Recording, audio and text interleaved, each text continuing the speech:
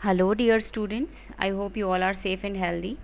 My name is Ankita, and I am teaching as an assistant professor in Department of Computer Science and Engineering at St. Andrews Institute of Technology and Management, Gurugram. I welcome all of you to the lecture 15th of my online lecture series of computer networks, and in this video we are going to study local area networks.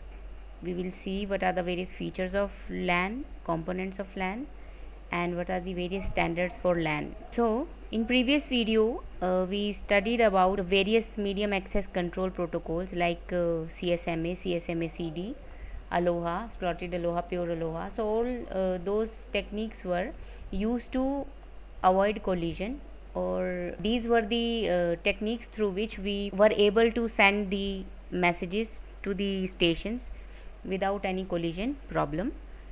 So let us start this video with the introduction of LANs. So we all know that a local area network is the very first network which was introduced in the wired specifications. So it is a collection of various components like peripheral devices, computers, routers, and all other devices which are used to connect to form a network.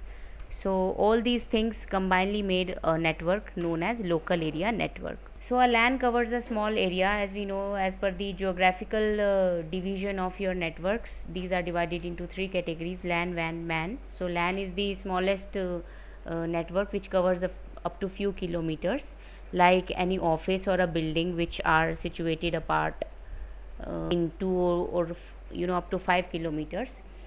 So a local area network is a network that is restricted to the smaller physical areas, for example local offices, school houses, etc. Approximately all current LANs, whether wired or wireless, they are based on the Ethernet. So Ethernet was the very first network which was introduced on the technique of local area network. And on a LAN, the data transfer speeds are higher than the WAN, wide area network, and metropolitan area network, which can extend up to 10 Mbps to 1 Gbps. Okay, in this online lecture series I have shared one video also, in which I have discussed about the type of Ethernets, that is fast Ethernet and gigabit Ethernet and 10 gigabit Ethernet. We studied their various specifications and characteristics in that video. So these are the type of networks, Ethernet specifically, gigabit and the fast Ethernet. So features of LAN includes high data transmission rate and inexpensive medium of data transmission, and these were initially used coaxial cables, twisted pair cables to form a network. Every computer is having direct communication with every other computer, and the geographical coverage is very small. Only relatively dependent local areas within the joint, such as centralized building, they were included in this LAN scenario. And it uses the special LED transmission media for networking, delivering high data transfer rate up to 10 gigabits per second.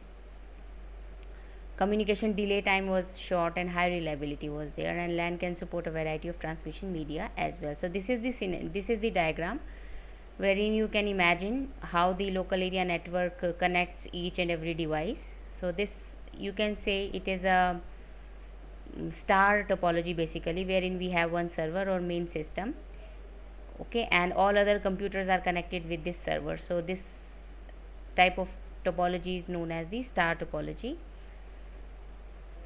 So these LANs can be implemented in other topologies as well, like bus and tree topology. And LAN used twisted pair cables and the wireless Wi-Fi for the wireless LANs with the IEEE 802.11. So this is the standard. We will see LAN standards further in this video. On one end, the twisted pair cable is plugged into switches with the help of RJ45 connectors, and whereas on the other end, that is plugged into the computer or in the another network. Okay, so within the same network it will be connected via RJ45 connector, and within the other network or through the server it will be having another wire or another end which was to be plugged into that server. The components of LAN are broadly divided as hardware and the software. The hardware which is connected to form a LAN, and the software which is accessed through the through that hardware and through the LAN.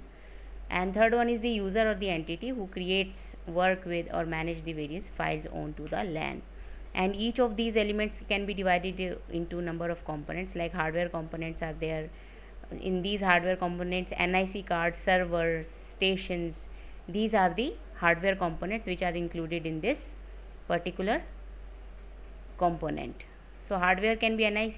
We all know that every computer contains a MAC address, and MAC address is actually the address of this NIC card. If your system is having this NIC card incorporated into your computer, then only then you can set up the LAN using that particular computer. Okay, so server is a computer mainly designed to process request and deliver data to the other client computers over a local network or the internet.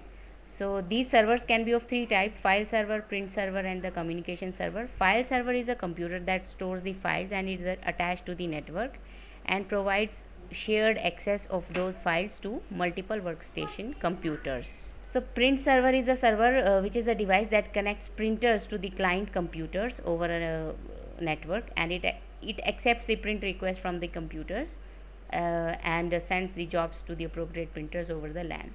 So these servers are divided according to their functionality. So file server will be managing all the files which we need to send to the clients or which we are receiving from the clients. Print server will be the computer which will be giving commands to various printers for the printing purpose. And communication server is a computer that is designed to handle the wide range of communication based applications. Okay, so on the basis of their functionality, the servers are divided into these three types. Station can be any computer which is connected within the LAN and communicates with the other devices or the other stations. Hub, on the other hand, is a connection point for the devices. You can say it is having a multi points through which you can connect multiple computers to the server, and they are the common used device to connect a LAN or to form a LAN network. Hub can contain multiple ports, and when a packet arrives at one port, it is copied to the another port so that all the segments of the LAN can see all the packets. So switch, router, all these devices are required to form the LAN if we talk about in hardware terms. So switch is like a hub only. That is a central point for connecting the network cables. However, a switch is able to receive packet and transmit it to only the destination computers. Okay, switch also have the capability to store and then forward the packets. So switch in many terms is far better than using hub.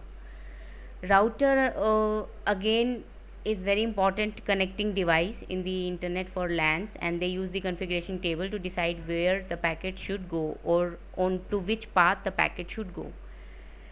Access point, a hardware device or a computer software that acts as a communication hub for users of a wireless device to connect to a wired LAN. That is known as the access point. Power supply, of course, both wired and wireless networks will be requiring power supply, and a wireless network uses the current to generate radio waves. A cable network sends the data interpreted as the electronic pulses. A connector may be for LAN generally we use RJ45 connectors. A network connector refers to any device that is used to connect many LAN connections with the hardware of the computer. And shared peripheral devices, these are the devices like printers, scanners, hard disk, CD-ROM, or another devices like modem, etc., that is connected and be controlled by the computer, and any of these devices can be accessed by multiple users when connected to a LAN in the proper manner. So LAN software, once the physical building block of the LAN are put into place, the next step is to make them functional also. When we set up all the hardware and when we place all the hardware on their proper positions or places, then a software is required to run that hardware. So LAN software is responsible for making all those hardware functional. Software is needed to devices to function cooperatively and effectively on the LAN, and these there are the categories where you can have the operating system of each attached server, which is a main operating system, or you can say server operating system, which is known as the brain of the network, and operating system of each attached stations. All the client, of course, they will be having their own operating systems. So these operating system may be any operating system which we use commonly, but server operating system will be main, which will be responsible for handling all the operations on to the LAN. Application software accessed by the LAN users. Application software is that software which is used to perform the specific task. The most common business applications are word processing, spreadsheets, analysis, and database management system. So the third type is in any LAN, that they are the user or the people which are supposed to work on that LAN for the purpose of sharing information or data. Okay, so this sharing is done by the users only, making them as an integral part of the structure. And with any LAN, there are two groups of people involved: those who use resources and those who manages the resources. So a user is defined as a person who makes use of the network resources, and the network administrator is the person who manages the resources. Okay, so it is essential that the administrator have a good understanding of how the network is put together and how it will function. A LAN consists of group of computers and devices connected by switches and hubs, and for this LAN to gain access to the internet, it must contain a router. The speed of the network greatly depends upon the configuration of the switches and hub. So LAN can be used as a storage area networks and high speed office networks, and as the backbone networks. Okay, so these are the usages of LANs in these particular areas. So separate network handling storage will be needed, detaches storage tasks from specific servers, shared storage facility across high speed networks, hard disk, tape libraries, CD arrays, improved client server storage access, direct storage to storage communication for backup. So to perform all these tasks, a LAN can be used as a storage area network. And for the desktop image processing, high capacity local storage, for all these purposes, LAN can be used as high speed office networks. And as a backbone LAN to provide cost effective network with high reliability and with the maximum capacity, LAN can also be used as the backbone LANs. Okay, so a LAN transmission medium says what will be the channel or what will be the medium through which we can connect systems to form a LAN network. So if we talk about broadband coaxial cables, so these were initially used as a cable TV systems, and they used analog signals at the radio frequencies. These broadband coaxial cables, they were expensive. These cables were expensive and they were hard to maintain and install also.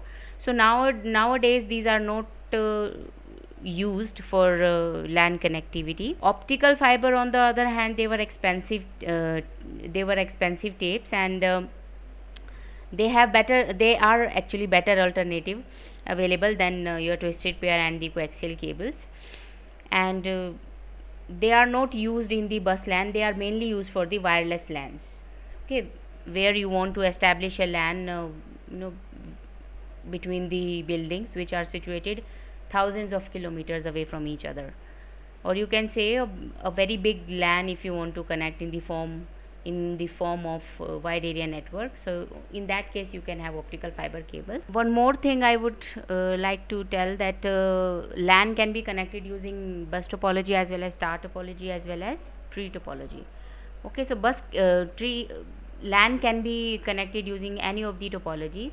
So on the basis of bus and star topologies, LAN standards were divided.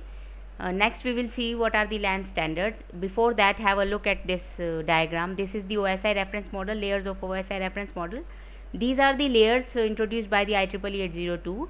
The very first LAN standard was named as Ethernet. Let us study its brief history. That during mid to late 1970s, a small company in the Texas that developed a capability to provide access to shared direct access storage devices, and to form from the microprocessor workstations, which was located within a reasonable distance from the DASD, direct access storage devices.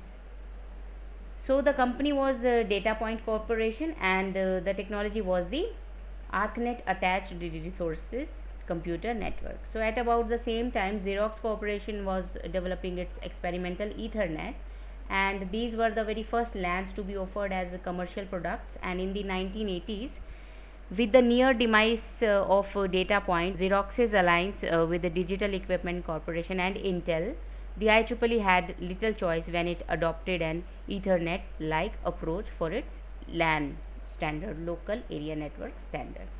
So other organizations such as General Motors and IBM, they had their own ideas about the ideal LAN should look like. So the result was a family of LAN standards to be known as the IEEE Project 802 LAN standard. So this was the history of why the LAN standards later renamed as IEEE Project 802. So it was later on handled by the corporations like General Motors and IBM. If we talk about IEEE Project 8, IEEE 802 standards and LAN standards, both are the same thing. So this is the layered architecture for the IEEE 802 reference model. These are the upper layer protocols, and this is the data link layer and physical layer. So data link layer is divided into logical link control and the media access control, as we saw in the previous video. Protocols have their own functionality in data link layer. Okay, so this is again another diagram for the LAN standard. This is 802. Yes, IEEE 802 standards were provided with the various numbers, like as you can see, one here 802.1, 2.2, 2.3, 2.4. So all these standards were introduced with their separate functionalities. Like 802.1 was known as internet working, and 802.2 was known as logical link control. 802.3 was known as CSMA CD. 802.4 was a token bus. 802.5 was a token ring network. 802.6 was a metropolitan area network, and 802.9 was an ISDN network. So we have studied all these networks, if you remember. Okay, so in the previous videos we have studied all these protocols. So point of that discussion is here that these networks were given a proper standard. These are further types of your LAN standards or IEEE Ethernet standards. So what is Ethernet? It was the first LAN technology which was named as Ethernet, and which is defined under 802.3. So Ethernet basically was known as 802.3 standard. So the reason behind its wide usability is the Ethernet is easy to understand, implement and maintain, and allow low cost network implementation. Also, Ethernet offers the flexibility in terms of topologies which are allowed, and Ethernet generally use the bus topology. Ethernet operates on the two layers of the OSI reference model, that is physical layer and data link layer, and for Ethernet, protocol data unit is frame. Obviously, whatsoever data unit is used by data link layer will be the same unit for the Ethernet, that is frame. Since we mainly deal with the data link layer, in order to handle collision, the CSMA CD protocol was used at Ethernet. So the IEEE 802 standard was used for LAN as well as metropolitan area network both, and these standards are restricted to the networks carrying variable size packets, unlike cell relay networks. For example, where data is transmitted in short uniformly sized units called cells, as in case of asynchronous transfer mode networks. Isochronous networks, where data is transmitted as a steady stream of octets or groups of octets at regular time intervals, are also beyond the scope of IEEE 802 standards. And this number, this has no particular significance, and it was simply the next available number IEEE could assign to the standards project. So although 802 is sometime associated with the February 1980, in which the development of IEEE 802 was started, okay, when it was first came into light. The services and protocols specified in IEEE 802 map to the lower layers, the DLL and the physical layer of the 7 layer of OSI reference model networking model. In fact, 802 splits the OSI data link layer into sub layers, that is LLC and media access control sub layer. So this family of standards that is maintained by the IEEE 802 LAN/MAN standard committee, LMSC, and the most widely used standards are for the Ethernet family, that is token ring, wireless LAN for Wi-Fi, bridging and virtual bridges, LANs, etc. And an individual working group provides the focus for each area. The group was numbered from 802.1 to 802.12. Again, I have included one diagram for all of your convenience, that whatever diagram, if you remember, that whether it is this one or this diagram or this diagram, you can draw any of these diagrams in your final examination. All these three diagrams, they defines the same reason, that there are the 7 layers of OSI, and the two lower layers of this OSI reference models are equivalent to the IEEE 802 standard. Okay, so this content will help you to arrange your question in your final examination. So these are the list of LANs, various LAN standards or IEEE 802 standards. Like pick some examples. 802.1 for bridging or networking and the network management, and in this diagram it was known as internetworking. So 802.2 was known as logical link control, the upper part of the data link layer. 802.3 was the standard Ethernet with CSMA CD protocol. 802.4 was the token bus, and 802.5 defines a MAC layer for the token ring, and 802.6 was a metropolitan area network. So 802.8 was a fiber optic TAG, and ISDN LAN, etc. All these standards have given some name on according to their functionalities. Okay, so just I have included all these standards up to 20 to 802.22 for only general knowledge. So in this video I have though these topics are very small topics, like introduction of LANs, we can just write the definition of LAN, also features of LAN, we can make points of the features of LAN. So I have arranged this content according to the final examination preparation. Okay, so by this video your unit 3rd is completed. Now we will begin with the unit 1 in the next video. Thank you so much. Take care.